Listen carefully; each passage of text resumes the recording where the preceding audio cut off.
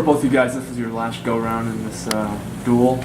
Anything you wanted to prove or accomplish going in, knowing it was going to be your final time? Yeah, I mean, I guess I never thought about it until now, last go-around with the Cy-Hawk series, but I think every time we go out, there's something to prove and something on the line, especially with this series.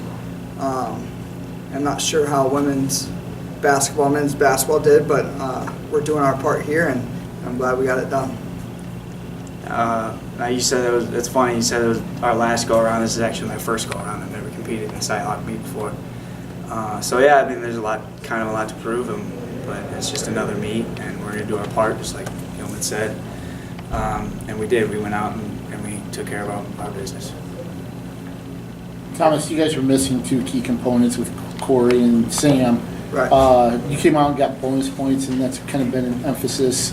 Was there maybe a mentality to kind of pick up the slack knowing you had those two guys out? I don't know. I mean, I'm always going out there and trying to beat my opponent to a pulp and make that margin as large as I can. I think that if I do that, and it picks up the slack. I don't really think about picking up the slack consciously. Maybe I do subconsciously, but no, I don't think about picking up anyone's slack necessarily. I do what I need to do. I do my part, and it's up to those other guys to do their part. Whether Clark and Stoll are in there or not, we still got to compete. We still got to win. So I'm only one guy. I can only score so many points. So there's only so much slack I can pick up.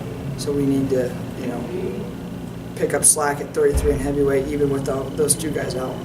When you had him on his back, were you looking up at the video screen to adjust there? I was looking at whatever I could. I was trying to look at the video screen. I was trying to look at the coaches. Maybe they can give me some, some wisdom there. Maybe like, take your hips this way. Sit through farther. I don't know. I was looking for something. I caught the eye of the video screen. I saw maybe I could scoot my hips a little farther, but I'm not very flexible, and that guy was. So kind of had my arms trapped in there too. So I was looking for whatever I could.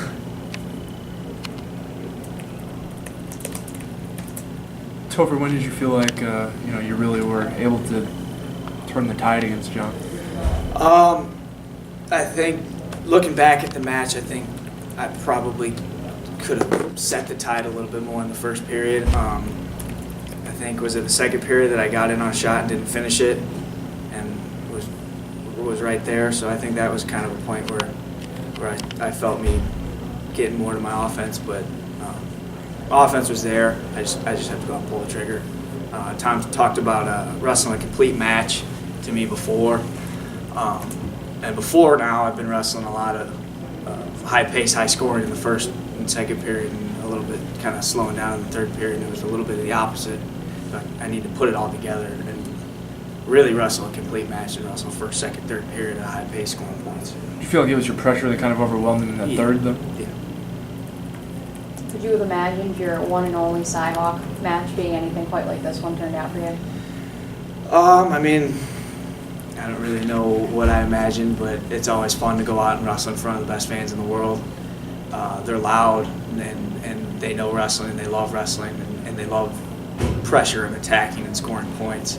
I mean, you heard how loud it got when Gilman was out there scoring points, and it's hard to not put on a show when that's what they want.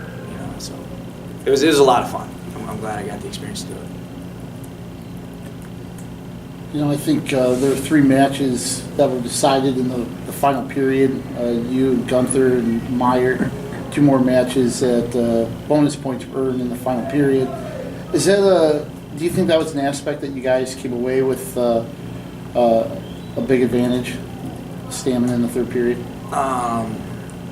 Yeah, I guess you could put it that way. I think it becomes more of pressure and wrestling the complete match. I mean, we weren't sitting around in the first period. We were using that first 3 minutes of second period, and it correlated to us imposing our will in the third period. And I think it just comes down to we got to score points earlier. We'll always be able to score points at the end. If we wrestle like that, we got to go out and score points earlier. Thomas, you talked about beating guys to a pulp. What's that like between periods when a guy's staying down on his knee and doesn't want to get back in the circle? It just adds fuel to my fire. I kind of feel like I kind of siphon his gas and put it in my gas tank when a guy's sitting there and kind of stalling. and not wanting to wrestle. It kind of fires me up a little bit because, I mean, these guys come here and they say they want to wrestle, but do they want to wrestle? I mean, they go out there and they kind of sit on their butt and they stall and they don't want to come back to the center.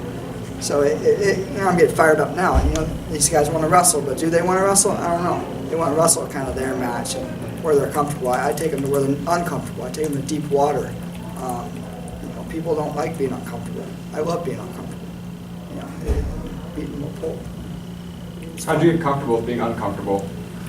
How do I become comfortable? How did you become comfortable with being uncomfortable? I do the inconvenient things and make the convenient things convenient. I put myself in positions every day to improve my mind, my body, my conditioning, my wrestling. Always making myself uncomfortable, whether it's in social situations or wrestling situations or conditioning situations. I'm always testing the limits. Okay, thank you, guys.